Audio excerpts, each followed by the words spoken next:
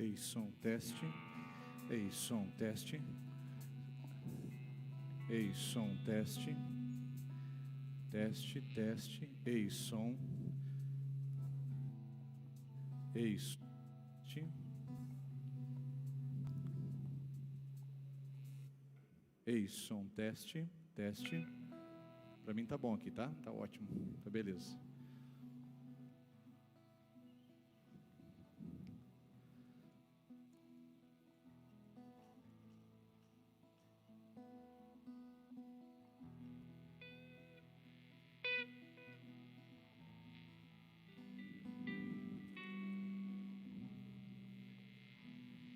Boa noite, irmãos e irmãs, que a graça e a paz do nosso Senhor Jesus esteja sobre vocês aqui essa noite, amém?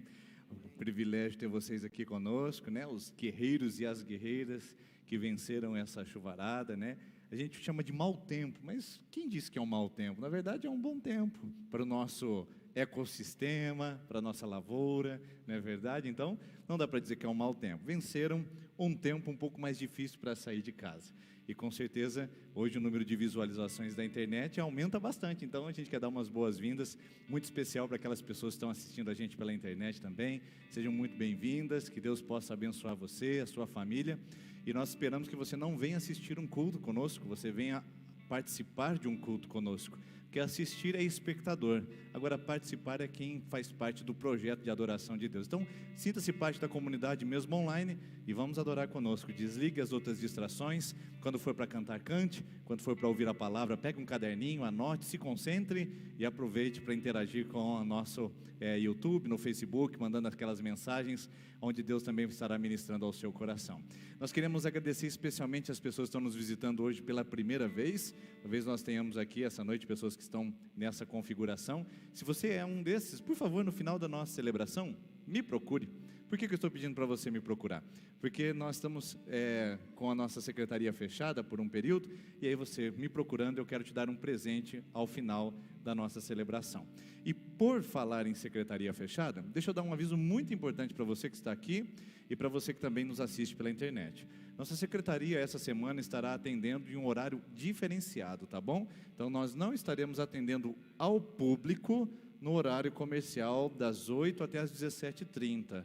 Nós estamos com o nosso contingente bem reduzido em virtude dos isolamentos domiciliares. Dá para perceber aqui na nossa equipe, os guerreiros que conseguiram substituir outros que estão em isolamento, e a nossa secretaria também está fechada para atendimento ao público no período da manhã, por causa do nosso contingente, o nosso pessoal também está reduzido, tá bom? Então peço a sua cooperação, sua compreensão. Se você que está aqui, ou se você que está na internet, gostaria de fazer a sua contribuição financeira, ou se você quer vir aqui na secretaria buscar algo, é só no período da tarde, das 13h30 às 17h30, tá bom? Porque daí nós estaremos aqui para fazer esse atendimento ao público com isolamento, distanciamento. E na parte da manhã, pastor, na parte da manhã a secretaria estará fechada para atendimento ao público, mas no WhatsApp, no telefone, você pode ligar qualquer hora e pode mandar mensagem qualquer hora durante o dia que nós iremos responder, tá bom? Estamos fazendo agendamentos, estamos fazendo, dando informações, estamos fazendo tudo, recebendo as inscrições das crianças para o culto de terça-feira, tudo normal no período comercial, só o atendimento ao público que nós vamos fazer em horário reduzido no período da tarde, em virtude do nosso contingente estar reduzido aqui na igreja, tá bom? Então, se você quer, se programe para estar aqui à tarde, ou se não, faça contato conosco pelo WhatsApp e nós estaremos respondendo você também. E eu gostaria que você que está aqui, você que está na sua casa, se preparasse para domingo que vem. Domingo que vem nós vamos ter a ceia do Senhor. Aliás, no começo do ano, nós tivemos uma frequência muito boa nas 12 pedras. Tivemos aqui uma igreja já com uma boa frequência, ficamos muito animados e até cogitamos a possibilidade de nessa ceia agora de fevereiro a gente fazer 3 celebrações, né? Umas às 10, outras às 18, outras às 19h30. Mas com os acontecimentos das últimas semanas, com a ampliação da questão da contaminação na nossa cidade, então nós vimos a frequência reduzir, inclusive a frequência das crianças também. Então nós decidimos manter 10 e 19h30 é o horário para a nossa celebração da ceia aqui, mas às 19h30 é também a ceia online. Então se você que está na sua casa e for participar, você vai online conosco e separe os seus elementos, pão e suco de uva, para poder participar conosco. É domingo que vem, dia 7 de fevereiro, primeiro domingo do mês, às 10 e às 19h30, a ceia do Senhor. Então eu quero convidar você agora a celebrar o Senhor com muita alegria, com muita disposição, através dos seus dízimos e das suas ofertas. Vamos colocar em pé, queridos. Enquanto nós cantamos essa canção, nós estamos num número bem reduzido essa noite, mas isso não é um critério para a intensidade da adoração, não é mesmo, Gui? Guilherme aqui é ministro. Guilherme, ministro de louvor, sabe que como ministro de louvor e como pastores também, a gente fica assim, nossa, quantas pessoas poderiam estar conosco? Mas a palavra de Deus diz que o quórum mínimo para Jesus estar presente é de 2 pessoas, porque onde estiverem 2 ou 3 reunidos, ali está Ele. Então, nós estamos em mais do que 2, a presença de Jesus está aqui, então eu convido você a celebrar, adorar, cantar, a você experimentar essa presença, que aqui está e também está naqueles que estiverem conectados em adoração nesse momento. Vamos orar, queridos? Pai, muito obrigado por essa noite, obrigado por esse momento que podemos estar aqui em adoração, obrigado por esse momento que podemos estar aqui celebrando o nome de Jesus. É tão bom estar com essas pessoas que vieram e venceram as dificuldades para estar presentes, é tão bom estar com essas pessoas online que apesar da distância, do cansaço das coisas virtuais, ainda ligam seus aparelhos para participar de uma celebração. É tão bom adorar o seu nome. Então, Senhor, mesmo a despeito de poucas pessoas aqui ou poucas pessoas participando online, nós queremos te dar o nosso melhor. Então permita-nos te adorar em espírito e em verdade, permita-nos levantar as nossas mãos, permita-nos bater as nossas palmas, permita-nos oferecer nossos dízimos e as nossas ofertas, e o melhor que nós temos ao teu nome, porque onde estiverem 2 ou 3 reunidos, ali está o Senhor, e nós temos a certeza que o Senhor se faz presente nesse lugar. Então mostra a tua face, revela a tua glória, nós queremos te sentir, e abrimos espaço para a tua presença fluir e mover em nosso meio, em nome do Senhor Jesus, amém e amém. Enquanto nós cantamos essa canção, se você veio preparado para entregar dízimos e ofertas, aqui à frente estão as urnas para você fazer isso. Amém, vamos louvar ao Senhor com toda a vibração, com toda a alegria, porque Ele é merecedor, porque temos muitos motivos para agradecer, amém? Você tem motivos para agradecer ao Senhor? Então cante com toda a força, porque Ele merece.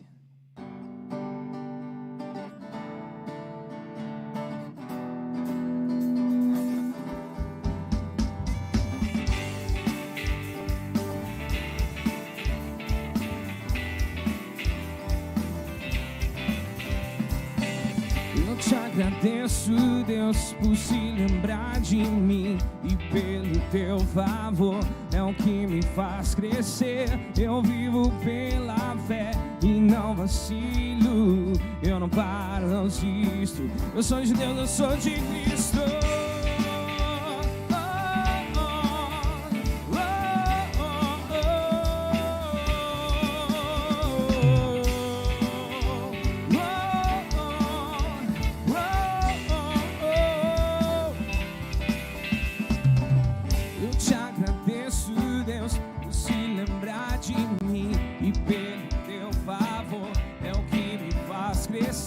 Eu vivo pela fé e não vacilo, eu não paro, não desisto. Eu sou de Deus, eu sou de Cristo.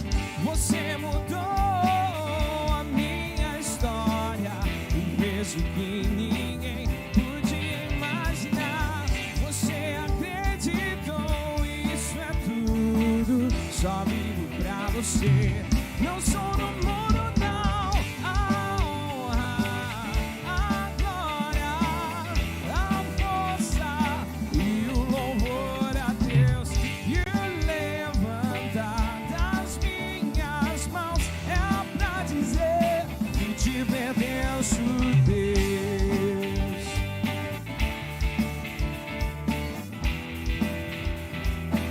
Eu te agradeço, Deus, que no deserto, eu te agradeço, Deus, que no deserto não me deixou morrer e nem desanimar.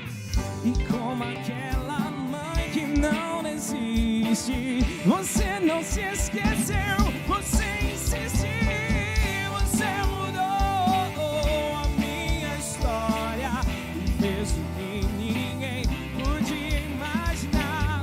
Você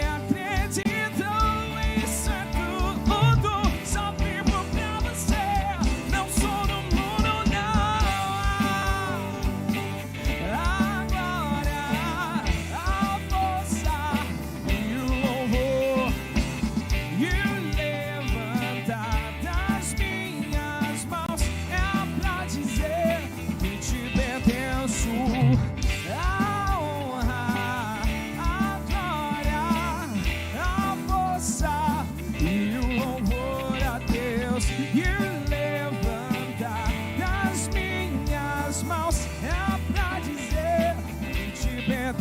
pertenço.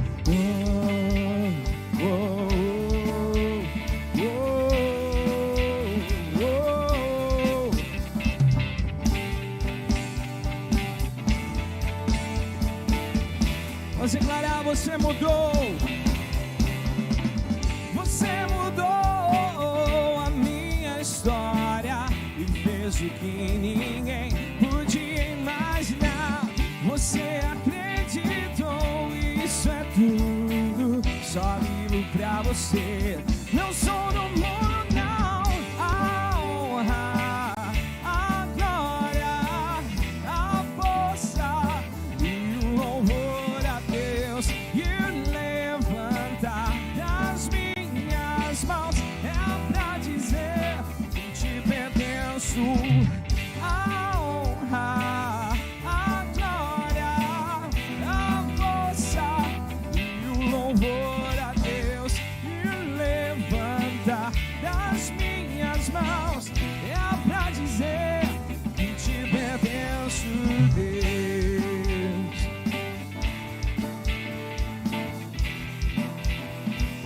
E te pertenço, Deus.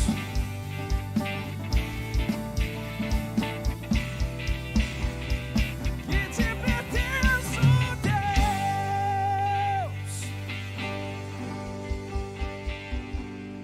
Obrigado, Senhor, porque nós pertencemos a Ti, Senhor.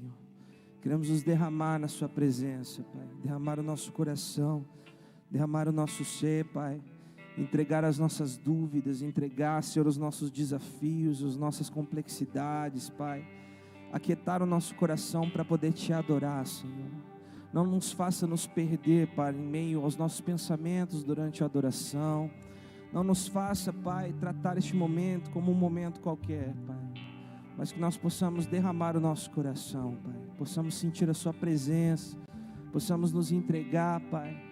Possamos, Senhor, ter um momento particular contigo, Pai. Espírito Santo, traga um momento particular para cada um, enquanto nós estamos cantando essa canção. Espírito Santo, toca lá no fundo, Pai, independente de cada coração aqui, Pai. Alguns com pressa, alguns tranquilos, alguns pensando muito, alguns pensando pouco, alguns com muitos problemas, outros, Pai, com a vida resolvida, alguns com muita idade, alguns com pouca, Pai. Mas Espírito Santo, traga um momento particular para cada um aqui, Pai. Um sentimento profundo de que o Senhor está aqui. Um sentimento profundo de que o Senhor está aqui para tocar em nosso coração, Pai. Queremos derramar o nosso ser, Jesus.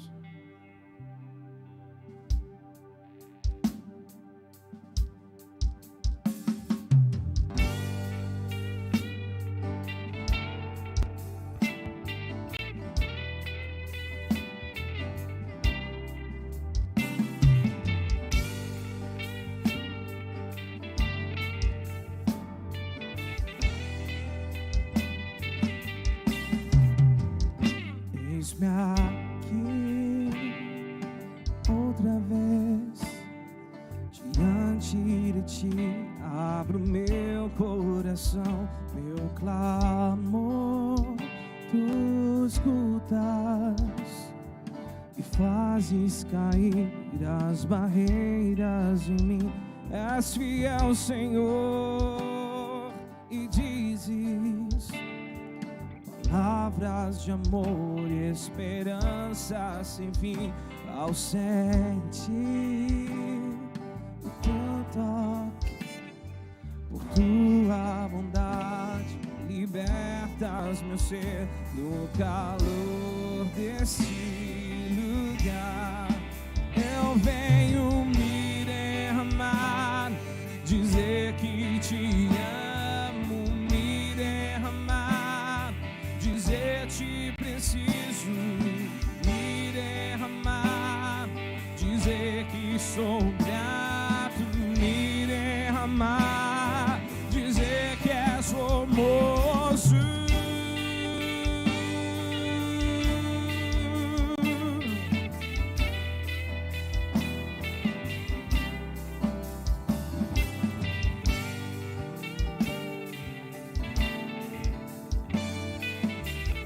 Eis-nos aqui, Jesus.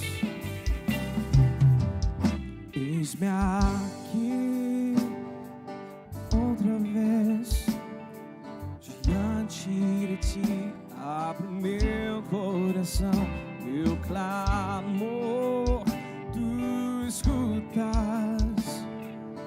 fazes cair as barreiras em mim. És fiel, Senhor, e dizes palavras de amor, esperança sem fim ao sentir o teu toque. Por tua bondade libertas no calor deste lugar. Eu venho me derramar, dizer-te que te amo, me derramar, dizer-te preciso, me derramar, dizer que sou grato, me derramar, dizer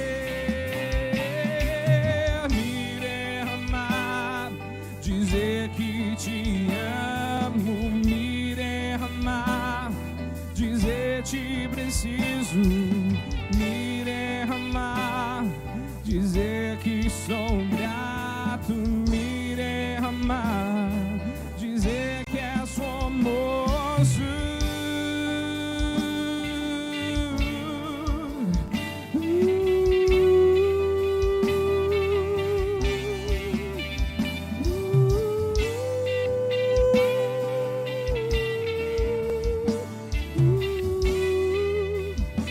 As nossas vozes, vamos declarar.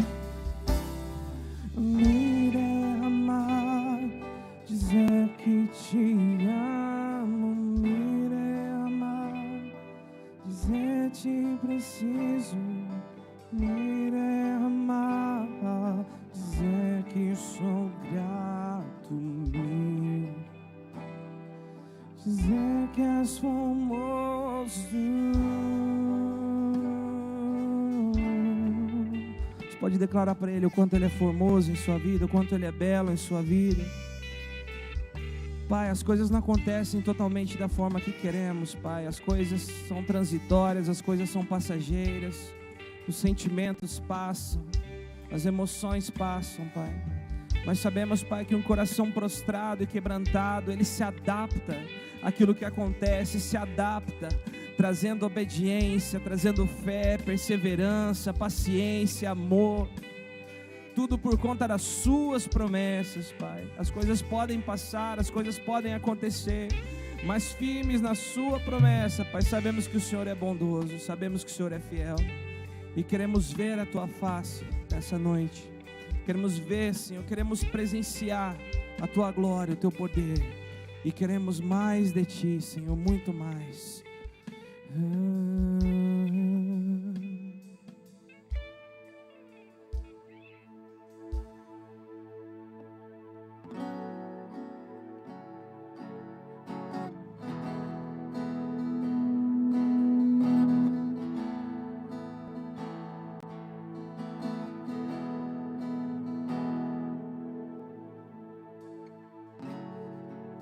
De tudo que eu provei, tudo que eu já vi, nada se compara ao teu amor.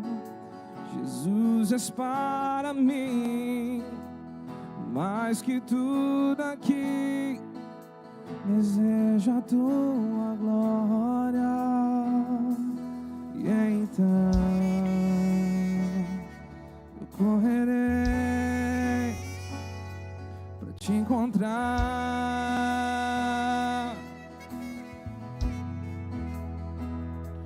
e então me lançarei em teu olhar. Vamos declarar: mostra-me tua face, nada mais importa. Espírito Santo, eu anseio por ti. Rendido eu estou e eu me entrego totalmente, totalmente. Mostra-me tua face, nada mais importa. Espírito Santo, eu anseio por ti. Rendido eu estou e eu me entrego totalmente, totalmente.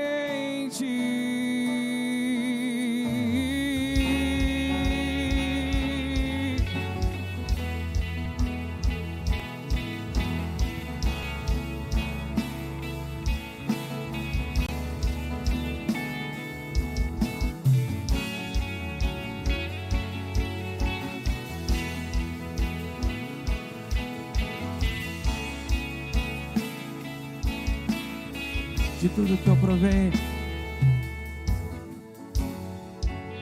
de tudo que eu provei, de tudo que eu já vi, nada se compara ao teu amor. Jesus és para mim mais que tudo aqui. Desejo a tua glória. Então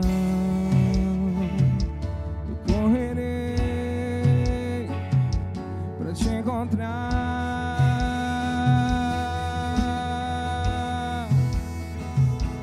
E então me lançarei no teu olhar.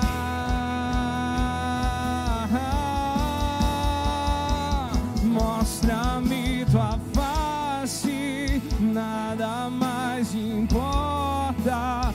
Espírito Santo, eu anseio por ti. Rendido eu estou e eu me entrego totalmente, totalmente. Mostra-me tua face, nada mais importa. Espírito Santo, eu anseio por ti. Rendido eu estou e eu me entrego totalmente, totalmente.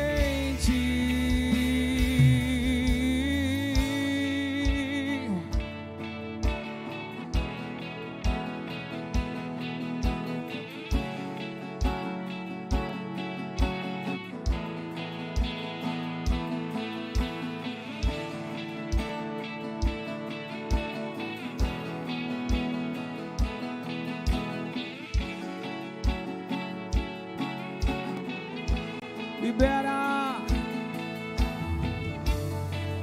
libera o teu poder. Sei que existe mais. Leva-me mais fundo. Vem, enche este lugar. Que seja aqui na terra como é no céu. Libera o teu poder, sei que existe mais. Leva-me mais fundo. Vem, enche este lugar. Que seja aqui na terra como é no céu. Que seja aqui na terra como é no céu. Que seja aqui na terra como é no céu. Vamos declarar em uma só voz. Mostra-me tua face. Mostra-me tua face, nada mais importa.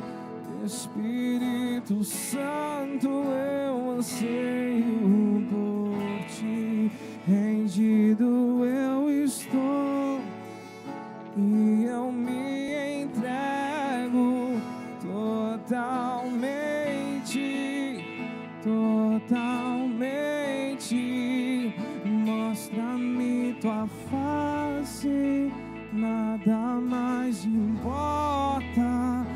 Espírito Santo, eu anseio por ti. Rendido eu estou e eu me entrego totalmente, totalmente. Nos entregamos totalmente a ti, Jesus. Obrigado por essa noite, obrigado pela tua presença em nossas vidas.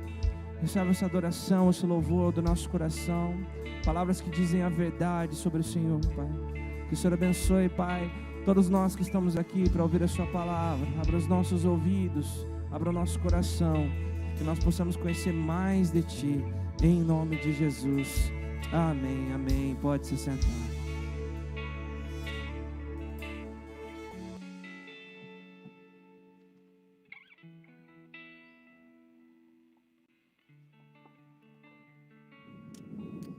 Amém. Agradecer a equipe de louvor por esse momento, onde nós podemos declarar a bondade de Deus. E nós vamos continuar a nossa conversa sobre esse assunto tão importante que nós começamos a semana passada, que tem por título Inimigos do Nosso Coração. Bom, hoje eu vou usar esse daqui porque... está funcionando lá agora. Eu trouxe aqui, né? Achei que não estava funcionando, está tudo certo então. Nós vamos falar sobre esses inimigos do nosso coração que se dão muito na nossa área emocional. O que isso tem a ver conosco? Tem a ver que, se a gente falasse sobre isso há algumas décadas atrás, aproximadamente uns 40 anos ou 4 décadas, falar que o ser humano é emocional seria praticamente uma ofensa. Porque nós acostumamos a entender o ser humano como o Homo sapiens. O que significa isso? O ser humano como o reflexo do conhecimento, o reflexo da racionalidade, o reflexo do pensamento. Só que a grande verdade é que na virada da década de 50 do século passado, quando a gente fala século passado parece tão longe, né? Mas a maioria de nós nasceu no século passado, que está aqui. Na virada da década de 50 do século passado, começou-se a falar muito sobre o ser humano emocional, principalmente algumas áreas e ramos da psicologia, como a psicologia positiva, proposta pelo Dr. Martin Seligman. Ele disse que o ser humano precisa aprender a lidar com as suas emoções para ser feliz, precisa aprender a lidar com as suas emoções para extrair o melhor dessa vida, porque na base da emoção humana está todo o comportamento, todo o motor da vida social humana. Se queremos melhores funcionários e colaboradores da empresa, precisamos aprender a lidar com as emoções deles e as nossas como patrões. Se queremos aprender a ter famílias mais saudáveis, com filhos melhores desenvolvidos, precisamos aprender a corresponder às suas emoções. Se queremos também ter uma fé mais robusta e uma fé que seja mais fortalecida, a gente precisa aprender a lidar com as nossas emoções. Tem muitas pessoas que são avessas à emoção, porque acham que a fé se torna um emocionalismo. Pessoal, há uma diferença entre emocionalismo e emoções. Emocionalismo é o uso das emoções, o uso indiscriminado das emoções para manipular pessoas. Nós podemos criar um ambiente de emocionalismo, nós podemos manipular as sensações e os sentimentos do ambiente. Inclusive, o marketing e a propaganda fazem muito bem isso, manipulando inclusive o que vemos, o que cheiramos e até mesmo o que escutamos para que a gente consuma mais. A grande verdade é que emocionalismo é a manipulação das emoções, mas nós somos emocionais. Nós decidimos pelas emoções, nós nos aproximamos das pessoas pelas emoções e repelimos as pessoas pelas emoções. Nós tomamos iniciativas pelas emoções e também ficamos paralisados, muitas vezes traumatizados pelas emoções. Ou seja, o motor que nos coloca em movimento são as nossas emoções. Só que não era pensado assim há menos de 50 anos atrás, praticamente dizendo. Nós éramos simplesmente seres racionais e nós carregamos muito desse resquício ainda hoje. Muitos de nós imaginamos que o homem não pode chorar, a gente não pode manifestar emoções, a gente não pode mostrar às pessoas nossos sentimentos, porque senão nós nos tornamos vulneráveis, nos tornamos fragilizados. Muito ainda é vítima de preconceito essa abordagem das nossas emoções. Como se, por exemplo, eu não pudesse me emocionar no culto. Não, emocionar no culto não, o nosso culto tem que ser racional. Se não passar pelas emoções, não chegou, queridos. Se não atingir lá o centro do nosso coração, não aconteceu. Ficou no ramo da superfície, apenas no movimento do superficial e não conseguiu encontrar raiz. Portanto, a proposta nossa é afundar e mergulhar nesse homem emocional que nós somos. Nós somos. Nós sentimos, nós choramos, nós nos alegramos, nós ficamos eufóricos, mas também ficamos deprimidos. Nós temos acessos de ira e também desejos de violência, mas nós também temos iniciativas de paz e também de perdão. Quem somos nós? E por que essas emoções são tão diferentes na nossa vida e também no nosso coração? É o que nós vamos falar nessa série de mensagens, e hoje o segundo passo para a gente entender um pouquinho melhor do que está acontecendo aqui dentro de nós. A grande pergunta é, a Bíblia fala sobre emoções? E o que Jesus falou sobre o coração? Se o coração é a sede da nossa vontade, dos nossos desejos e das nossas emoções, veja bem, o coração é a sede dos nossos desejos, vontades e emoções, o que Jesus tem a dizer a respeito desse importante órgão da vida humana? Mas antes disso, antes de olhar para isso, a gente precisa ver que coração se trata do que é interno, enquanto que comportamento se trata do que é externo. A minha pergunta para você essa noite, que acompanhou a mensagem a semana passada, se não acompanhou, você pode acessar pelo YouTube e fazer uma revisão lá do que nós abordamos. Se Deus não está interessado no exterior, como os comportamentos, estaria Deus interessado em atuar no nosso coração, em saber o que é que está lá dentro de nós? Boa pergunta, porque Jesus falou sim sobre coração. E Jesus falou sobre coração para contrapor a ideia daquilo que é exterior, aquilo que é comportamental, aquilo que é visível às pessoas, mas que é invisível e oculto aos olhos da sociedade. Jesus falou desse órgão interior que nós precisamos cuidar. Aliás, foi uma grande polêmica. Você conhece os fariseus, né? Os fariseus são aquela casta religiosa que adora se prender a coisas comportamentais. Por exemplo, a lei diz para você guardar o sábado. Sábado é descanso na Bíblia, tá bom? Pode ser domingo, pode ser segunda, pode ser sábado. O dia do seu descanso deve ser guardado como um shabat. Você não é máquina, você não pode trabalhar 24 horas por dia, 7 dias por semana. Você precisa do shabat, você precisa do sábado, do descanso que pode ser qualquer dia da semana. E a Bíblia diz, ou um dos mandamentos é, guarde o sábado, lembre dele. Os fariseus, preocupados com tudo isso, criaram centenas de leis só para proteger o sábado. Você não poderia andar mais do que 25 passos no sábado, você não podia fazer comércios financeiros no sábado, e para proteger ainda mais as pessoas de que não comercializassem no sábado, era proibido tocar no dinheiro no sábado. É interessante como eles criaram esses resquícios do legalismo, simplesmente observando o comportamento, e até hoje é assim. Eu estava em Israel, num shabat, que seria de sexta para sábado, e eu entrei num prédio, num hotel, e aí estava escrito elevador turístico e elevador sabático.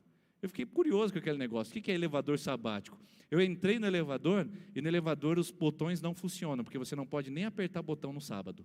Ou seja, o elevador vai andando de andar em andar e descendo de andar em andar. A hora que chegar no andar você sai, a hora que ele chegar no seu andar você entra. É assim que funciona, você não pode nem apertar o botão no sábado.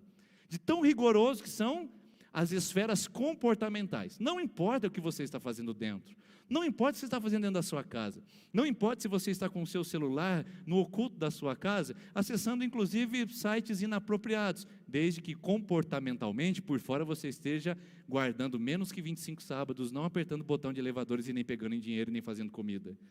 Ou seja, o que importa são os comportamentos. Jesus teve um problema sério com os fariseus há 2000 anos atrás, que começou por questão de forma de comer. Os fariseus ignoraram o fato de Jesus ser o mestre dos mestres, o operador de grandes milagres. Eles ignoraram o fato de Jesus ter andado por sobre o mar, acalmado tempestades, e eles entraram numa polêmica com Jesus por causa de comer sem lavar as mãos. Não que seja ruim, queridos, comer sem lavar as mãos, mas eles diziam que se um homem comesse sem lavar as mãos, se tornava impuro, não podia nem no templo adorar a Deus. Imagina só que hoje, na hora do almoço, tinha lá uma bisteca frita, um ovo frito, uma macarronada, e você estava mexendo com algumas coisas lá na sua casa, a mão estava suja, você sentou na mesa e não lavou as mãos, comeu sem lavar as mãos. Você não poderia estar aqui hoje, pelos fariseus. Não poderia levantar sua mão, não poderia dar oferta, porque você estaria impura ou impuro por ter comido sem lavar as mãos.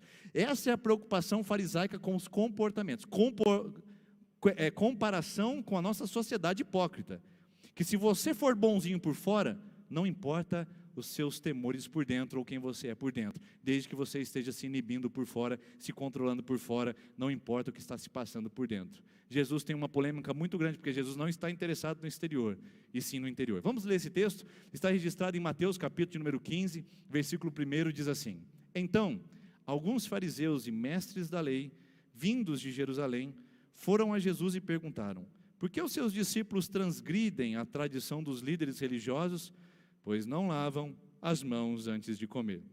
Respondeu Jesus: e por que vocês transgridem o mandamento de Deus por causa da tradição de vocês? Jesus devolve a pergunta para eles. Jesus não responde. Jesus usa um processo inverso para colocá-los contra a própria tradição exterior, que era uma grande contradição. Você já percebeu a origem das palavras, como elas são interessantes? Tradição, contradição. O que é uma contradição? É aquilo que nega o tradicional. É uma contradição o que estavam fazendo. Jesus olha para eles e fala assim: tudo bem, vocês lavam as mãos antes de comer, ótimo, mas tem um probleminha. Vocês dizem que quem se oferecer a Deus como corbã é uma palavra hebraica que significa oferta a Deus. Quem se oferecer a Deus como corbã não precisa mais ajudar os seus pais. Havia uma tradição rabínica, e esse texto vai explorar depois você pode ler, que eu vou tirar alguns recortes aqui apenas para a gente dinamizar mais a nossa conversa. A lei de corbã é o seguinte: eu tenho 15, 16 anos, agora é a hora de eu ajudar os meus pais com as tarefas domiciliares, com as atividades, com os recursos financeiros, com o meu trabalho. Então sabe o que eu faço? Eu digo para o meu pai e para a minha mãe: eu sou corbã, eu sou oferta a Deus, o que vocês poderiam aproveitar de mim agora é para Deus. Ou seja, vocês não podem me exigir nada, eu não devo obedecer nada, e eu não preciso mais cuidar de vocês, porque eu sou corbã, Senhor, sou uma oferta a Deus.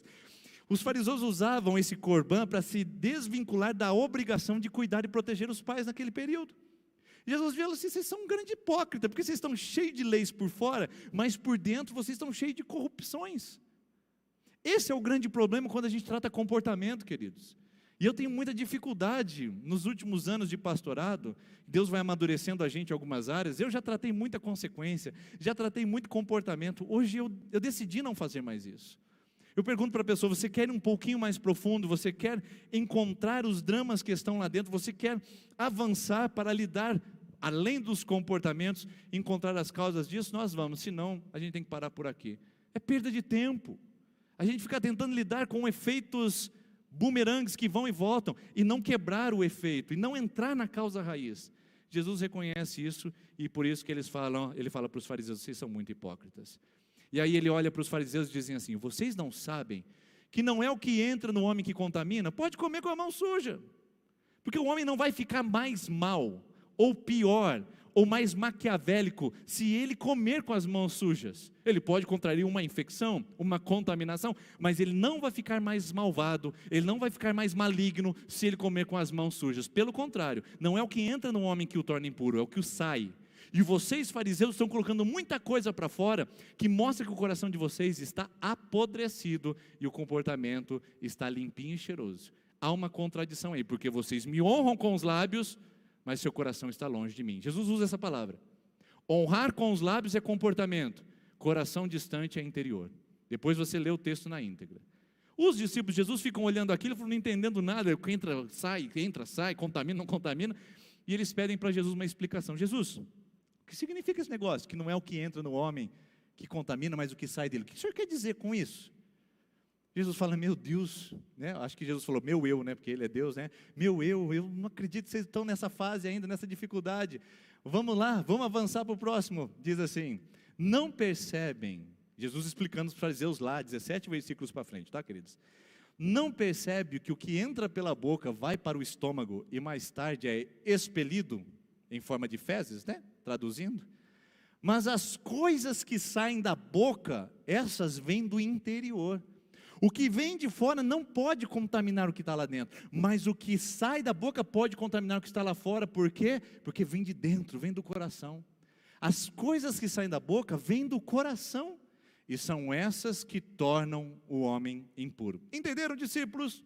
Entenderam, IPI de Sertanópolis? Entendeu, pastor Denis? Não ainda. Então vamos explicar mais. Versículo 19. Pois do coração saem os maus pensamentos. Nosso coração saem maus pensamentos. Os homicídios, os adultérios, as imoralidades sexuais, os roubos, os falsos testemunhos, as calúnias. Essas coisas aí tornam o homem impuro. Mas comer sem lavar as mãos não torna o homem impuro. O que sai da boca é o que torna o homem impuro, e não o que entra, porque sai do coração. Já percebeu a importância desse órgão, queridos? Já percebeu a importância desse sistema que nós temos? Aí você pode dizer, pastor, é verdade, mas onde é que fica meu coração? Onde é que ele se situa? Queridos, nas Escrituras você vai encontrar centenas e centenas de versículos que falam do coração humano como lugar onde se experimenta sentimentos mais diversos. A gente falou sobre isso semana passada. Mas o que quer significar isso? Pessoal, coração é metáfora para pensamentos, sentimentos e reações emocionais. É só uma metáfora. Por quê? Porque quando você sente uma emoção, o que acontece com o seu coração? Não é? Então os antigos e os ancestrais que não conheciam anatomia, não conheciam o corpo humano, o que eles diziam? Esse aqui, ó, isso aqui fica batendo, é ele que decide por nós, é ele que fica acelerado, é ele que fica em pânico, é ele que me traz medo, é o meu coração. E eles colocaram isso dentro do nosso coração, principalmente do ocidente para cá. O mundo europeu para o ocidental, durante séculos e séculos, disse que as nossas emoções vêm daqui, ó, desse órgão chamado coração. Os orientais são um pouquinho diferentes. Os orientais chamam de entranha. De Israel para lá, Ásia, China e Japão, durante séculos e séculos eles falavam que as emoções do homem ficam aqui nas entranhas ou nas vísceras. Por quê? O que você sente na sua barriga quando você está com medo? O que você sente quando está muito eufórico? Não são reações gástricas e até intestinais? Pois bem, as emoções estão diretamente ligadas ao sistema gastrointestinal e a gente sente isso também. Ou seja, as emoções colocam em operação o coração, o intestino, o estômago, as vísceras. Ou seja, tudo em nós se mobiliza quando eu sinto o impacto emocional. Mas eles não são as minhas emoções. Eles não se originam lá, eles são só respostas. São só estímulos. Então, pastor, onde fica o meu coração? Esse coração que pensa, esse coração que deseja, esse coração que sente. Onde é que fica o meu coração? Posso mostrar para você? Não vai se escandalizar? Seu coração fica aqui, bem aí, nesse lugar. Da próxima vez que você fala assim, ai que dor que eu estou no meu coração, que eu estou muito triste com isso. Aí você coloca a mão aqui na cabeça, lá no fundo, porque é mais ou menos ali, nesse lugar, que é a sede onde nós respondemos a todos os estímulos emocionais. Com o avanço da tecnologia, com o avanço da ressonância magnética, tomografia, os cientistas compreendem que os estímulos emocionais originam ali. Então o seu coração só responde, suas entranhas só respondem, porque é aqui que tudo acontece. A gente chama isso de gatilho, é onde tudo opera, é onde a magia acontece das nossas emoções. É ali, bem ali que acontece a raiva, o medo, a alegria, a tristeza, o nojo, o asco. Ali tudo se processa, ali é o nosso coração. É dali que vem tudo, que se origina tudo. E isso é simplesmente maravilhoso. É maravilhoso porque Deus nos fez completos e complexos emocionalmente, queridos. Nós somos totalmente perfeitos no sentido emocional. Nós somos os únicos que conseguem responder e interagir emocionalmente, queridos. Por exemplo, as pessoas que são adeptas à teoria da evolução. Você conhece a teoria da evolução? Diz que o ser humano, ele é um processo contínuo, todo o universo é um processo contínuo de melhoria, de uma evolução. Isso foi proposto por Charles Darwin no século XIX, e ainda continua como teoria, não é comprovado cientificamente, sabia disso, né? É só a teoria da evolução. Nós temos a teoria do criacionismo, Deus criou todas as coisas. Mas as pessoas dizem que teoria da evolução, por ser mais tabulado cientificamente, é mais científico. E a teoria da criação, que Deus criou todas as coisas, é coisa de fé, então é balela, deve ser descartado. Ultimamente tem tido um movimento, dos anos 2000 para cá principalmente, final da década de 90, começo dos anos 2000, chamado de design inteligente. Eu recebi um livro de uma irmã dessa igreja, que me deu de presente sobre isso que eu não conhecia, design inteligente. É uma teoria científica, queridos. Embora a comunidade científica ainda não queira acreditar nisso, mas eles fazem cálculos, métricas de que tudo foi feito como é. Existem milimetricamente coisas que estão ajustadas nesse universo que foi feito pronto. Não é evolução. O ser humano não evoluiu para ter o seu complexo de emoções. Ele simplesmente já foi criado com tudo isso. É lindo o design inteligente porque mostra alguém criador. Nós damos a esse alguém o nome de Deus cristão, o nosso Deus. Mas o design inteligente diz, você foi feito completa e complexa.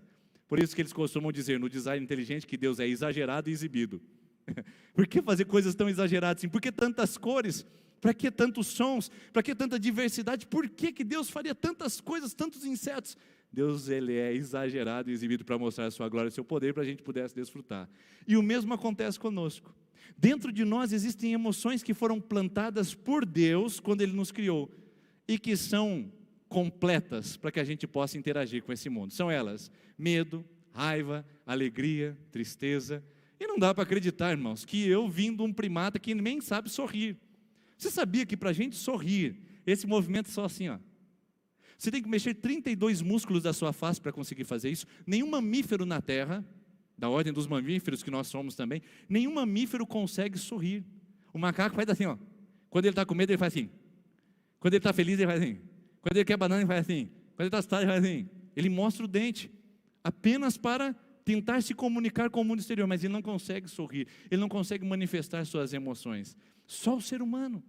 Só o ser humano com esse grande complexo, que quando está com medo, ele arregala os olhos. Quando ele está com raiva, ele franze a testa. Quando ele está alegre, ele coloca um sorriso no rosto. Quando ele está triste, ele baixa o seu semblante e relaxa os seus ombros para dizer, chega. Ou seja, só nós com todo esse complexo, onde Deus vai trazendo o equilíbrio para a gente poder interagir. Então, queridos, nosso complexo emocional é dádiva de Deus. Eles não são os nossos inimigos. Mas pastor, nós não estamos falando sobre inimigos do nosso coração? Sim, estamos falando sobre inimigos do nosso coração. As emoções não são as inimigas do nosso coração? Boa pergunta. A boa pergunta, deixa eu voltar isso aqui só para explicar uma coisa. Que essas são as 4 emoções básicas do ser humano, assim como a gente tem as cores primárias, nós temos as emoções básicas, né? Eu coloquei em cores diferentes, que você inclusive vai encontrar lá no filme Divertidamente, que eu indiquei a semana passada.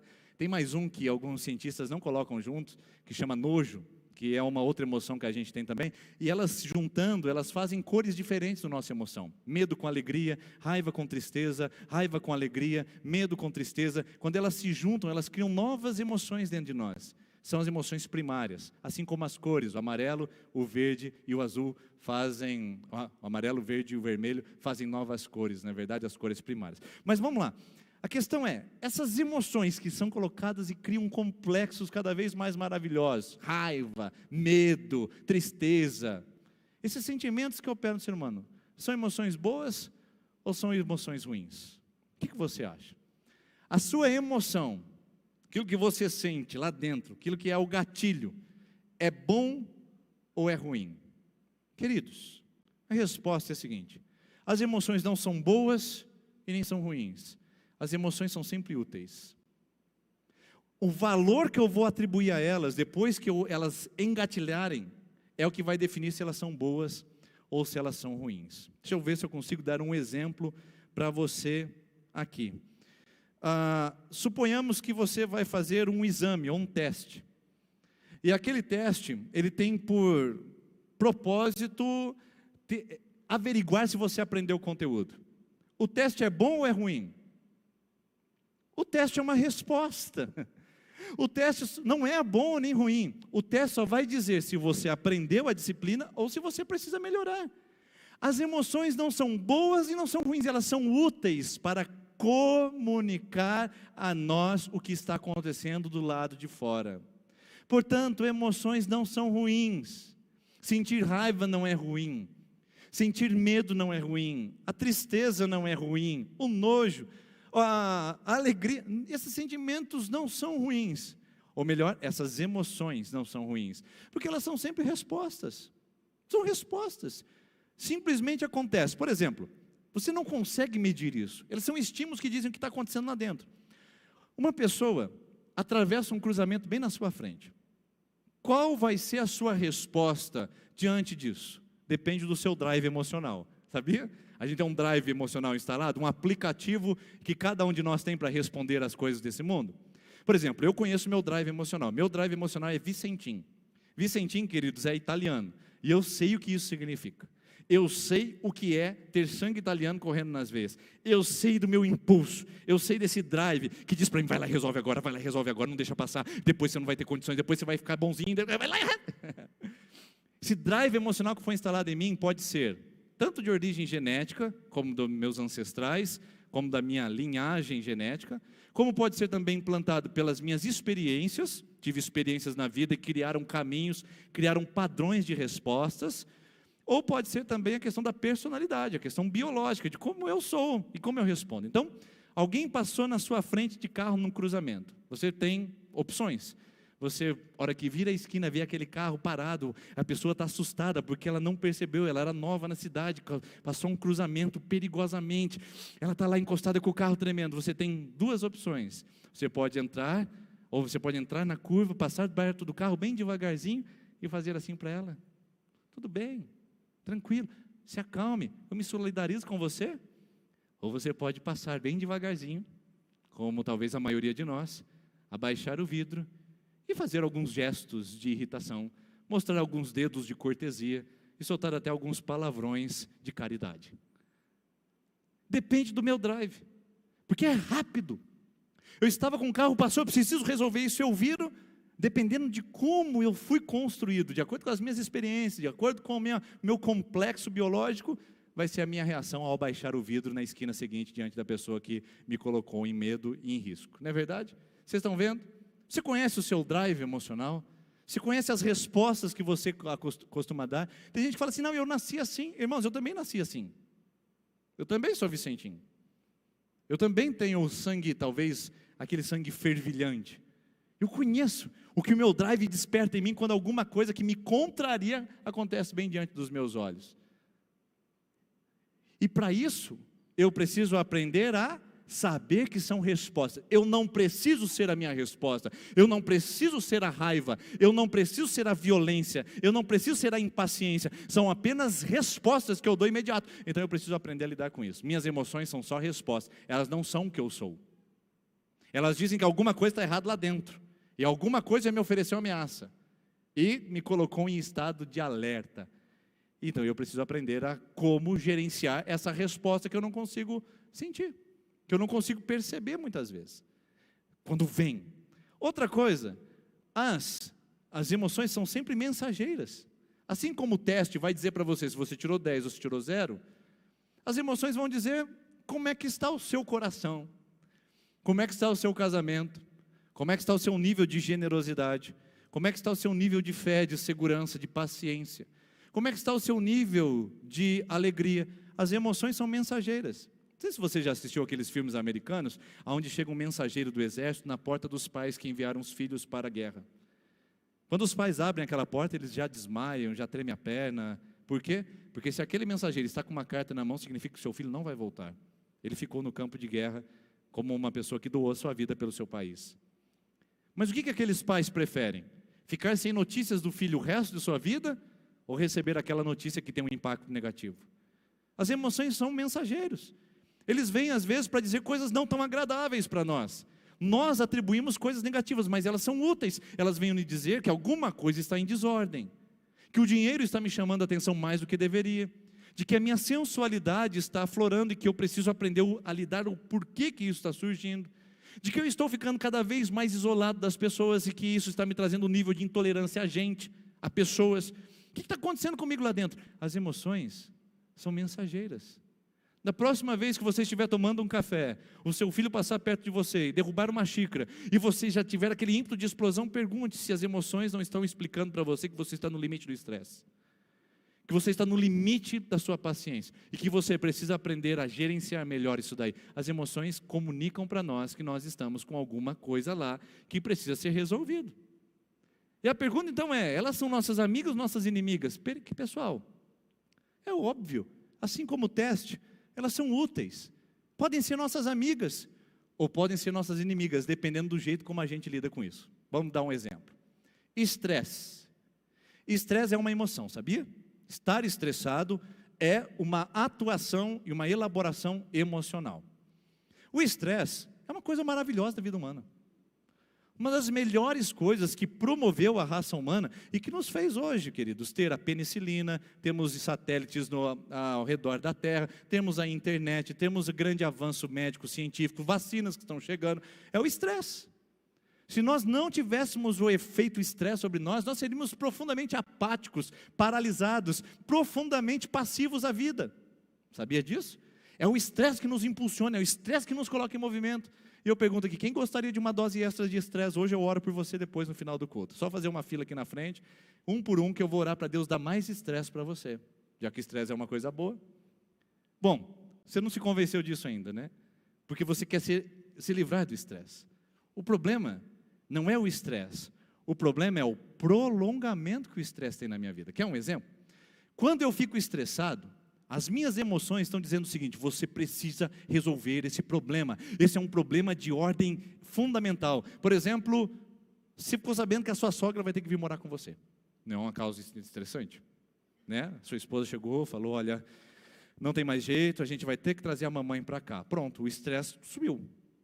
O que o estresse vai fazer? Vai fazer você focalizar no problema. O estresse puxa, é um turbo, é um nitro. Porque você estava tranquilo levando a vida, de repente uma situação tira o seu movimento e você diz, eu preciso resolver esse problema. A empresa chegou a um estágio onde a pessoa diz assim, ou você fecha ou você faz um novo financiamento. E aquele estresse traz para você o seguinte, eu preciso resolver isso, eu preciso focar nesse problema. Então o estresse é o seguinte, ele pega a energia do nosso organismo, geralmente do sistema imunológico, por isso que gente estressada fica doente mais fácil, gente estressada fica com doenças autoimunes, porque ela busca energia do sistema imunológico, joga tudo para a nossa reflexão cerebral e emocional e vai dizer o seguinte, resolve, resolve, resolve, resolve. Estresse é para a gente encontrar saída, alternativa, para encontrar respostas a dilemas e a problemas e crises que apresentam diante de nós. Ele aumenta a nossa concentração, aumenta o nosso raciocínio. Deixa eu fazer uma pergunta para você. Talvez você não seja igual eu, mas quando eu estou estressado, a minha mente, ela vai a 1000 por hora, queridos. A 1000 por hora. Se alguma coisa aconteceu aqui no começo do culto e tirou meu foco e me estressou, eu estou sentado nessa cadeira, eu não sei quantas coisas eu penso por milésimos de segundo. Estressou. Se alguma coisa aconteceu na minha vida, eu deito no travesseiro, a cabeça fica assim, faço, não faço, falo, não falo, ligo, não ligo, resolvo, não, deixo para amanhã, depois você fala. Você não é assim? Deita na cama e fica naquele pensamento acelerado, jogando o tempo todo alternativas. Esse é o papel do estresse. É criar o máximo possível de possibilidades para você responder de uma maneira onde você encontre uma saída. Nada de ruim com isso. Isso nos torna humanos. O problema é quando eu vivo estressado. É quando eu não dou tempo para descansar. É quando eu não saio do estresse. Então eu entro no esgotamento. Ou seja, eu vou buscando energias e vou consumindo, não vou repondo e eu tenho um esgotamento emocional. Percebeu? Quantos de nós estamos vivendo debaixo de estresse? Eu estava conversando com um rapaz, ele disse para mim, pastor, minha esposa é estressada demais. Eu disse para ele, sua esposa é estressada ou ela está estressada? Não, ela é. Falei, o dia todo, 24 horas por dia, pastor, é uma faísca, é um estresse, é um pavio. Falei, logo vai entrar em pane. Ninguém consegue viver estressado, queridos. O estresse é algo pontual que vem para resolver problemas. Se eu prolongo, eu estou colocando em risco minha saúde, emocional, física, até mesmo espiritual, por que não?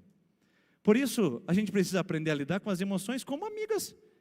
Depende de como eu lido com elas. Depende de como eu trabalho com elas. Depende de como eu recebo. São elas que nos preservam, são elas que nos impulsionam, são elas que nos colocam em movimento. As emoções, elas que nos colocam em desejo. Ou você acha que o desejo é uma coisa ruim? Querido, se não fosse o desejo, nem aqui você estaria. Se seu pai olhasse para sua mãe e falasse assim, sinto nada por você. Se não houvesse o desejo, nem aqui você estaria. O desejo é algo bom. O problema é como nós administramos esse desejo que vem. É o caminho que nós deixamos ele trilhar por uma veia que pode nos colocar em crise, conflitos e dilemas. Na raiz do adultério está o desejo. Mas o desejo pela pessoa, o cônjuge, também está o desejo. Ou seja, o meu desejo pode me levar ao adultério, como o meu desejo pode levar a desejar minha esposa. A questão é de como eu administro e a veia que ele assume. O desejo não é ruim. Vocês estão percebendo como que é a questão? Como são esses procedimentos aqui dentro? Não é ruim, queridos. Quer ver um exemplo? Vamos lá. Quando eu faço a expressão da raiva, me ajuda aí, me ajuda. Você vai exercitar comigo agora. Momento junto. Faz a expressão da raiva assim comigo, assim, ó. Você está vendo? Expressão da raiva. Você franze e foca. Quem está com raiva só vê um problema. Por isso tem que tomar cuidado quando toma decisão debaixo de raiva.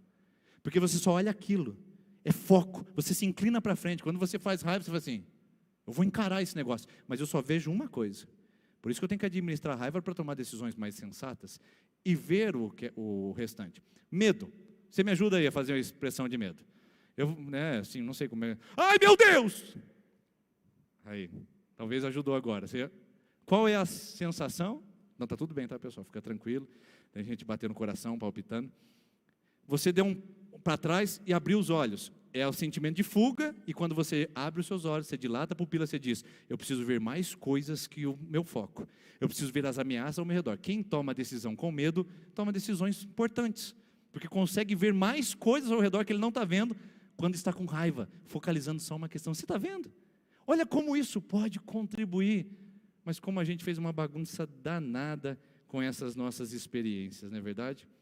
Elas são boas ou ruins? Elas são respostas, elas são mensageiras, elas são amigas. Mas as emoções não são sentimentos. E é aqui que eu chego ao ponto final da nossa conversa. O que eu sinto não é o que eu sou. Mas o que eu dou como valor a isso é o que vai transformar o que eu sou. Quer ver um exemplo? Emoção é tudo aquilo que eu sinto e eu não consigo medir, eu não consigo controlar. Irmãos, sou convertido, sou nascido de novo em Jesus Cristo, amo a palavra de Deus, mas se alguém cruza o sinal vermelho na minha frente, eu não consigo me conter. Quer dizer, consigo depois, mas eu consigo olhar e falar assim, não vem raiva, não vem ira, não vem violência, fica tranquilo. Não, é simplesmente, meu Deus, não acredito, a mão vai na buzina, segura. As emoções estão ali. Agora, o que fica depois são os sentimentos. A emoção dura milésimos de segundos, mas os sentimentos que ficam depois. Quando eu persigo essa pessoa pela rua e vou acelerando atrás, e dando um sinal de luz, e tentando trazer algum tipo de vingança para aquela pessoa se sentir desconfortável. É o que eu dou agora, dando respostas, interpretando a emoção que eu tive. Emoção é o que eu sinto imediato, sentimentos é a interpretação que eu dou às minhas emoções. Quer outro exemplo? Uma pessoa te ofendeu. O que acontece quando alguém te ofende? Qual é o sentimento que você tem? De amor? Fala a verdade, irmãos. Não precisa mentir, não. A pessoa foi lá, colocou no Facebook que você é uma megera, e que, entendeu? Foi lá e espalhou para todo mundo uma fama sua. Uma má fama sua. Aí você olhou para aquele lá e falou assim, ai, como eu amo essa pessoa. É maravilhosa ser amiga dela. É isso? Não, você sentiu raiva, não sentiu? A raiva, ela veio, ela surgiu. O problema é como eu vou interpretar essa raiva. Se eu guardo rancor, se eu começo a perceber maneiras de me vingar disso, ou de retaliar, se eu começo a trabalhar isso e remoer, eu começo a gerar ressentimento. Ressentimento é sentir de novo, ou seja, eu vou trazendo aquilo, até que aquilo seja um drive emocional, até que aquilo seja a minha resposta. E tem gente que não consegue nem explicar o porquê assim. Deixa eu fazer uma pergunta. Talvez tenha pessoas aqui no nosso auditório, ou talvez tenha gente que esteja nos assistindo pela internet. Por que você não confia em pessoas mesmo? Por que você diz assim, eu não confio em ninguém? Eu já aconselhei diversas pessoas que chegam no meu gabinete e falam assim, eu não confio em ninguém, pastor. E eu pergunto, por quê? Não sei. E a pessoa não sabe mesmo. Porque isso foi instalado lá na sua infância, foi instalado na sua adolescência, não sei. Instalou-se o drive. Ela confiou em alguém que ela amava profundamente. Essa pessoa traiu. Sabe o que ela diz? Não confio em mais ninguém. E qual é a resposta dela diante de qualquer ameaça? Não confio, não entrego, não segredo, não me abro, não vou ser vulnerável, vou me defender, ergue colunas, ergue barreiras, trancafia 4 chaves. Eu não posso me mostrar, porque pessoas não são confiáveis. Percebeu? Nenhum problema com a frustração que foi emoção gerada lá, mas como ela foi lida e interpretada, ela gerou um padrão, ela gerou um comportamento, ela gerou uma atitude automática. Esse é o problema. Jesus fala para os fariseus, vocês estão vivendo no automático. Vocês estão lidando só com o que é exterior, mas não estão aprendendo a lidar com sabedoria e autonomia daquilo que vem de dentro. Ou melhor, daquilo que vem de dentro. Está vendo o vício de linguagem? Daquilo que vem de dentro do nosso coração. Então as emoções não são sentimentos. Sentimento é o que fica depois que a emoção vai embora. Sentimento é a leitura que eu faço, a interpretação, é o texto narrativo que eu escrevi para falar, eu não confio em pessoas, eu não confio em mulheres, eu não confio em homens, eu tenho medo de pessoas me abandonarem, eu não confio de que o patrão possa ser justo, eu não, são as leituras que eu fiz das minhas emoções, elas não são ruins, mas elas trouxeram uma interpretação. Então, queridos, o que eu quero resumir com você aqui essa noite, antes de a gente avançar para a próxima palavra, que vai ser semana que vem, sobre culpa, o primeiro inimigo do nosso coração, que é o sentimento que vem chamado culpa, eu quero que você entenda que a proposta, quando a gente falar inimigos do coração, não são as nossas emoções. Os inimigos do nosso coração são os sentimentos que nós atribuímos às nossas emoções. Então, sentimentos que atribuímos às experiências que tivemos, mas que são de valor negativo. As emoções podem ter valor positivo ou valência negativa, depende de como você vai ler isso depois da sua própria experiência. Então, nossa série de mensagens é o seguinte: como trabalhar esses elementos negativos que são e vêm na minha vida, como inveja, como a ira, como a ganância e como também a culpa. Como lidar com esses inimigos que ficam depois que eu sinto aqueles impactos emocionais. Irmão, se não fossem os impactos emocionais, nós nem memória teríamos. Quer ver? Deixa eu fazer um exemplo para você. É muito legal quando a gente trabalha com exemplo. Olha lá. Lembre no dia mais triste da sua vida. Qual foi o dia mais triste da sua vida? Você lembrou, não lembrou? Agora lembre o dia mais feliz da sua vida. Lembrou? Agora lembre um dia que você não sentiu nada, totalmente indiferente, com que as coisas passaram e você nem percebeu nada. Não tem memória, porque as emoções trabalham para trazer memórias para nós. Se não fosse elas, nem memória a gente teria. Por isso que elas são tão importantes e por isso que a gente precisa aprender a lidar. Deixa eu fazer aqui um quadro visual. Tenta se colocar agora aqui, para a gente ser mais didático. Emoções estão nesse quadrado aqui. Sentimentos estão nesse quadrado. Comportamentos estão nesse quadrado. Os fariseus se preocupam muito com isso daqui. O que você é?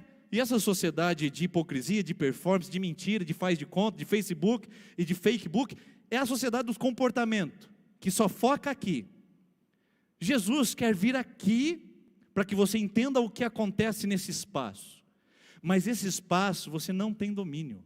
Você tem domínio nesse espaço. Isso aqui é a criação de Deus. Isso aqui é a administração humana. Alguns vão chamar de gerenciamento de emoções, outros de inteligência emocional. Eu vou chamar isso daqui de sabedoria bíblica. De como lidar com tudo isso que borbulha dentro de nós, depois que aquelas emoções apareceram e antes dos comportamentos virem. Eu não estou preocupado com o que você faz aqui. Eu não estou preocupado com o que acontece ali, porque aqui acontece muita coisa fora do nosso domínio. Eu estou preocupado de como a gente lida com isso daqui, nos nossos sentimentos, as interpretações, a nossa cabeça nesse lugar. É o que Jesus diz. Se você não está convencido disso, olha só, a ideia é que Jesus mostra e a ciência confirma, queridos. Jesus mostra e a ciência confirma que as emoções são só fonte. Elas trazem a fonte, o resto é atitude nossa. Veja só de novo o texto que nós lemos no começo. O texto diz o seguinte: mas as coisas que saem da boca vêm do coração, e são essas que tornam o homem puro. As que saem da boca, elas vêm do coração. Não é as que ficam, as que saem. Como eu administro, como eu gerencio isso? Por isso que antes de elas se tornarem atitudes, elas não são pecado. Como assim, pastor? Olha só que interessante isso daqui. A Bíblia diz em Efésios 4:27, irai-vos e não pequeis. Ou seja, fique revoltado, fique com raiva, mas não peque. Interessante, né? Você pode ficar com raiva, mas não peca. Para mim a raiva já era pecado, mas não é verdade, porque raiva é uma emoção plantada de Deus no ser humano para ele aprender a lidar com as coisas da vida. Mas a ira e o desenvolvimento dela pode ser pecado se eu deixar sair da minha boca. Ou seja, se eu transformar ela em atitude. O que eu faço nesse meio tempo, queridos? O que eu faço nesse meio tempo? E como fazer para gerenciar tudo isso? Jesus dá a dica. Jesus fala, a primeira coisa, olha para o seu coração, porque tudo vem de lá. Primeiro, identifique o seu sentimento. Identifique se isso de fato é culpa. Vamos usar um exemplo da culpa. É culpa mesmo ou não? Você se sente com remorso, arrependido, ou você se sente culpado? Qual é a sensação? Identifique o que você sente. De fato, é isso que você está sentindo? Identifique. Um dia eu conversei com uma pessoa que tinha problemas com o homossexualismo e veio para o Evangelho, e ele queria definitivamente se abster, né, do homossexualismo e assumir a sua condição heterossexual, condição essa criada por Deus e que ele gostaria de colocar como prática. E depois de alguns anos ele veio me procurar e disse, pastor, Eu me sinto muito culpado. Eu disse, por quê? Ele falou, porque eu ainda tenho alguns desejos por homens. Pastor, como é que eu faço para lidar com isso? Irmãos, já parou a pensar? Um homem que já deitou com outro homem na cama, um homem que já teve relações homossexuais, como é que ele vai ficar livre? Deus não apaga pensamento, queridos. Deus não dá um reset, não deleta. Suas experiências, suas sensações, seus impulsos ainda estão lá, gravados nos arquivos da sua memória. E sabe o que ele sentia? Culpa de sentir aquilo. E sabe o que eu descobri? Eu descobri que ele sentir aquilo não é culpa, não é pecado. Porque aquilo, na verdade, é uma coisa programada mentalmente. À medida dos anos pode diminuir sua intensidade, mas é provável que nunca acabe, por causa das experiências que foram geradas e os arquivos que foram gravados no seu drive emocional. Então ele sentiu uma culpa, mas na verdade não era culpa. Ele estava sentindo uma outra coisa. Deu um nome errado. E quantos de nós damos nome errado às coisas que nós vivemos? Ontem estava assistindo um filme chamado Escavação, que está na Netflix, um filme baseado em histórias reais, e um menininho de 8 anos chega até o arqueólogo e diz assim, eu me sinto muito culpado pelo estado da minha mãe. E o arqueólogo pergunta, por quê? Ele diz, quando meu pai morreu eu tinha 4 anos, e as pessoas vieram no funeral e disseram para mim, você vai cuidar da mamãe, agora você é o homem da casa, você é o único que sua mãe tem nessa vida, cuide da sua mãe, você é responsável por ela. E ele disse no filme, mas a minha mãe está morrendo e eu não consigo fazer nada por ela, eu sou culpado por ela estar assim. Era culpa de fato? Claro que não, foi uma culpa lançada pela sociedade. Primeira coisa que você precisa e eu preciso fazer quando as emoções, quando os sentimentos aparecem, é verdade ou é mentira? É uma coisa da sociedade, da cultura, da religião, da tradição religiosa ou não? Irmãos, uma vez eu conversei com uma pessoa que quando ela colocava calça jeans, ela se sentia completamente desprezada por Deus. Tal ponto que ela descobriu que ela só podia usar saia, e Deus só aceitava o louvor e a vida dela quando ela usava saia. Quando ela colocava calça jeans, ela dizia, Deus não me aceita, nem oração eu consigo fazer, pastor. Tal nível de lavagem cerebral. O que ela estava identificando era uma mentira, lá no fundo. Ou seja, tem muitas coisas, queridos, que nós colocamos como verdade, mas que são grandes embustes, mentiras. Então, identifique os sentimentos antes de dizer que eles são o que são. Segundo, Jesus nos ensina para sondar o coração e a gerenciar. Uma vez que ele apareceu, a culpa, é culpa ou não é? É da sociedade, é da cultura, é da tradição? Ou de fato eu ofendi alguém e eu preciso resolver isso? Então eu preciso gerenciar. Eu preciso lidar com isso, eu não posso ficar refém. Isso aqui vai cobrar débito até quando? Isso aqui vai me escravizar até quando? Por isso que a culpa pode me fazer rastejar e o perdão pode me fazer voar. E tem gente talvez essa noite que me assiste aqui nesse lugar, que está rastejando por causa de culpa, rastejando por causa de sentimento de ressentimento, ao invés de se libertar disso e voar para experimentar coisas melhores e maiores de Deus para a sua vida. Então gerencie, trabalhe isso dentro de você. Se tem que pedir perdão, se tem que reparar dano, eu sou muito favorável a reparar danos. Não é só pedir perdão, é o que eu posso fazer para reparar o dano que eu te causei. Eu te ofendi, te maltratei, menti, enganei, te prejudiquei. O que eu posso fazer para reparar os danos que eu cometi para você? E por fim, escolha autônoma. Ou seja, eu sei porque eu estou agindo assim. Não é porque a tradição diz. Não é porque o pastor falou que é pecado. Não é porque a religião diz que não pode fazer. Não é porque a tradição diz que tem que amarrar o cabelo assim, porque Deus escuta a oração de gente com o cabelo amarrado e não escuta gente com o cabelo cortado. Nem escuta a oração de careca. Eu estou enrolado, estou perdido. Por quê? Eu preciso escolher os meus sentimentos. Eu preciso gerenciar e falar assim, eu vou escolher agir assim, porque esse é o jeito que Deus me orienta a ser, segundo a sua palavra.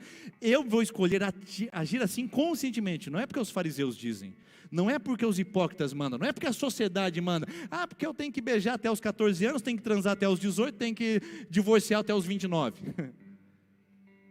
Por que eu escolho meus comportamentos? Porque eu escolho, não é o mundo que escolhe, não é a igreja que escolhe, não é a tradição que escolhe, sou eu quem escolho baseado nos meus valores com Deus. Isso é importantíssimo que Jesus diz, é do coração, sonda o coração.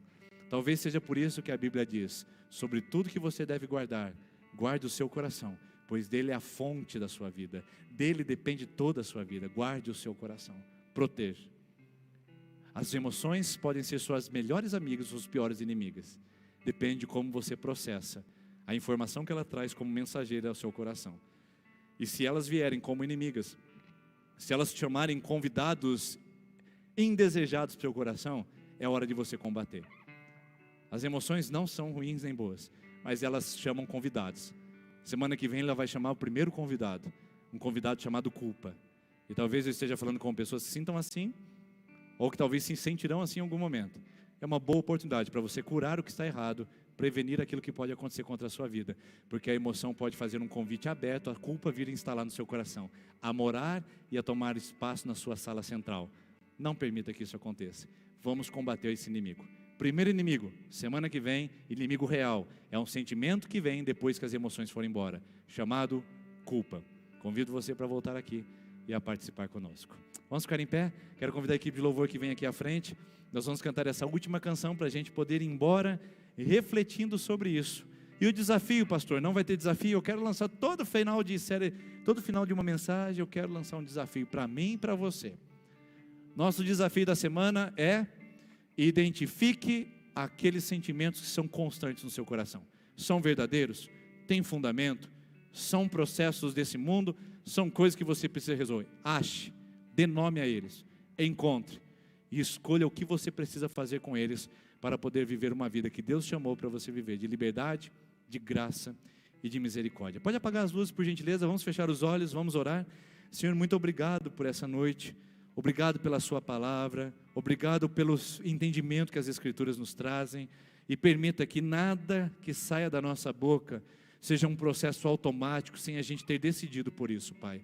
Não deixe o nosso coração nos enganar, não deixe esses sentimentos serem arquirrivais nossos e nos colocar em condições críticas no casamento, no trabalho, na vida, na sociedade e na fé. Não deixe a gente colocar culpa no Senhor também, Deus, e tentar fazer com que o Senhor seja a causa de todos os nossos problemas. Deus, nos ajude a lidar com aquilo que acontece no escondido, que muitos de nós ainda não conhecemos, mas que precisamos aprender a lidar. Abençoe cada homem, cada mulher, cada pessoa que assiste essa mensagem e nos ajude a lidar com os nossos sentimentos, para transformá-los em, não inimigos, mas em amigos que vão produzir bem e vão nos levar ao propósito central da sua vontade para as nossas vidas. Assim nós oramos, assim nós pedimos, em nome do Senhor Jesus. Amém. Amém. Deus abençoe, você tem uma ótima semana. Nós vamos cantar essa canção e depois o Guilherme estará encerrando esse momento que estivemos juntos aqui.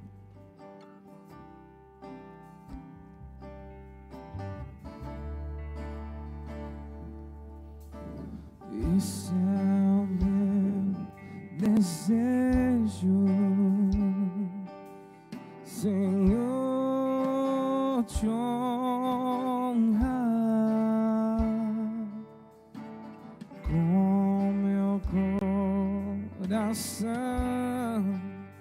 te adorar.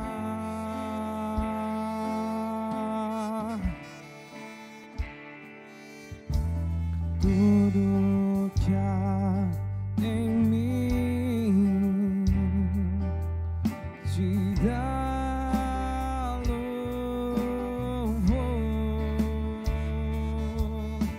só te adoro, meu Senhor.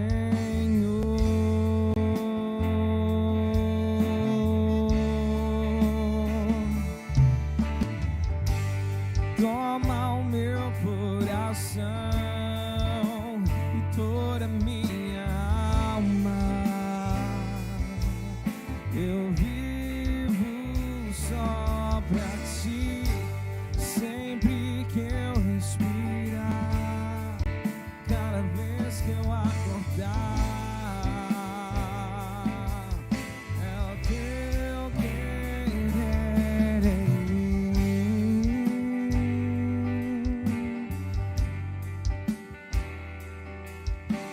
Vamos declarar mais uma vez: esse é o meu desejo. Declare do fundo do seu coração: esse é o meu desejo, Senhor, te honrar com meu coração, te adorar.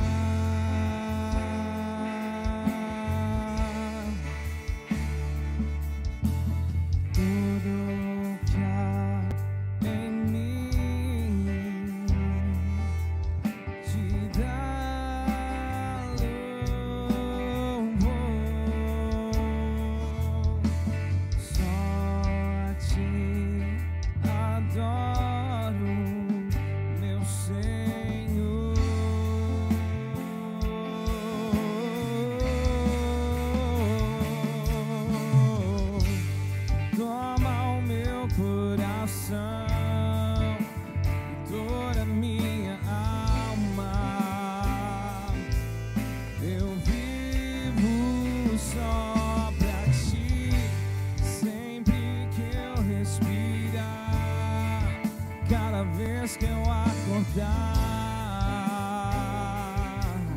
É o teu querer em mim, toma o meu coração e toda minha alma. Eu vivo só pra ti, sempre que eu respirar, cada vez que eu acordar. É o teu querer em mim. Deus te abençoe, te conduza para sua casa. Você cuide do seu coração nessa semana. E saiba que Deus está em todos os seus caminhos. Em nome de Jesus. Vá na paz, na graça do nosso Senhor Jesus. Amém.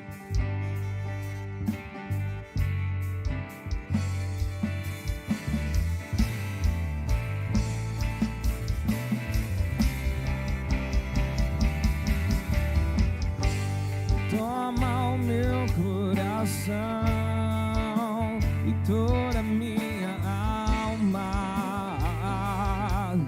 Eu vivo só pra ti, sempre que eu respirar, cada vez que eu acordar. É o teu querer em mim, toma o meu coração e toda a minha alma. Eu vivo só pra ti, sempre que eu respirar, cada vez que eu acordar.